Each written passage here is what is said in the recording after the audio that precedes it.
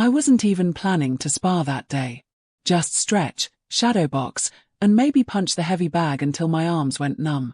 It had been one of those weeks, you know, the kind where the world seems intent on reminding you you're invisible. Or worse, laughable. The gym smelled like sweat, pride, and overconfidence, the kind of place where egos flex more than muscles. And I wasn't there to impress anyone. I was there for peace. That's when she walked in. Tall, blonde, sharp-jawed with a black belt tied neatly around her waist, like a ribbon on a gift she thought everyone should envy. Her name was Jade. She wasn't just a regular at the gym. She practically owned it with her stares and sarcastic grins. She noticed me warming up and leaned against the cage wall, smirking. "You wanna go around?" she said loudly. "Don't worry, I'll go easy." Everyone chuckled. To her, I was a warm-up, a joke. Something to stretch her limbs on before the real fight started. I didn't answer. I just slipped off my hoodie and stepped onto the mat. Make sure to subscribe and hit that notification bell, because you don't want to miss what happens next. Trust me, this gets incredible. The moment the bell rang, I saw it in her eyes, amusement. She bounced on her toes like she was dancing. I stood still, centered, watching, listening to more than just her movement. I listened to her rhythm. The way she underestimated me was its own kind of pattern. It made her sloppy. She threw the first kick. It was high, flashy, meant to impress the crowd, not to strike me. I blocked it like I was brushing dust off my shoulder. Gasps. The second strike came faster, a flurry of jabs. I parried, pivoted, and then, one clean step inside her guard. One smooth trip. And bam, her back slammed the mat like a door closing on a bad decision. The room froze. No music. No jokes. Just stunned silence. I looked down at her. She blinked up, winded and wide-eyed, like she had just seen a ghost. "Next time," I said softly, offering her a hand. "Try fighting with respect, not just technique." And just like that, I walked off the mat. The gym didn't laugh anymore. After I walked off the mat, the silence turned to murmurs. Not mocking. Not amused. Curious. Some whispered. Others stared. A few, mostly women in the back, nodded with that quiet satisfaction you see when justice walks in wearing gloves and grace.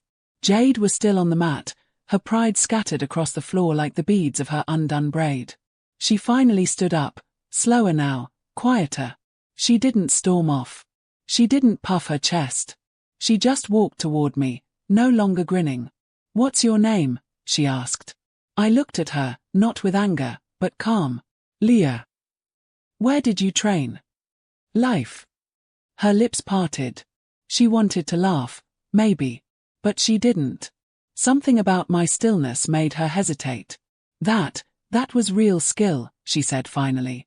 "You ever think about coaching?" That caught me off guard. The gym manager, a stocky guy named Rick who hadn't even said hi to me in 2 weeks of showing up, approached. "We could use someone like you," he added. "You've clearly got discipline." Discipline. That's what they call it when someone like me does something they can't ignore anymore.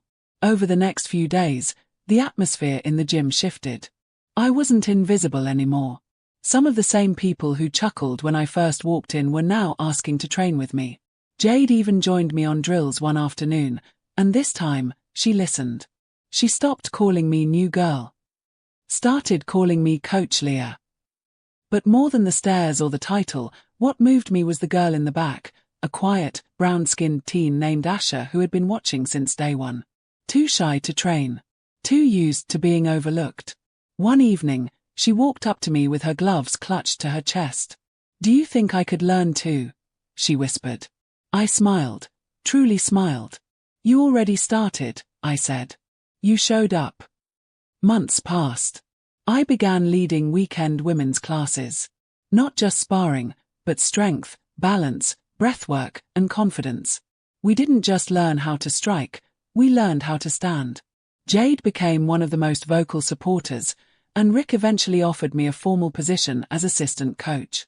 But even better, one Saturday, after class, Asha stayed behind. "Coach," she said nervously, That first day, when Jade called you out. I thought you were going to cry. I looked at her, a little surprised. Really? Yeah. But then you didn't, she grinned. You made her cry, inside. We laughed, and it echoed louder than the punches ever did. People often underestimate silence. But silence isn't weakness. It's power, waiting to be heard. I wasn't there to prove a point. But sometimes the universe hands you a stage, and all you have to do is step on the mat.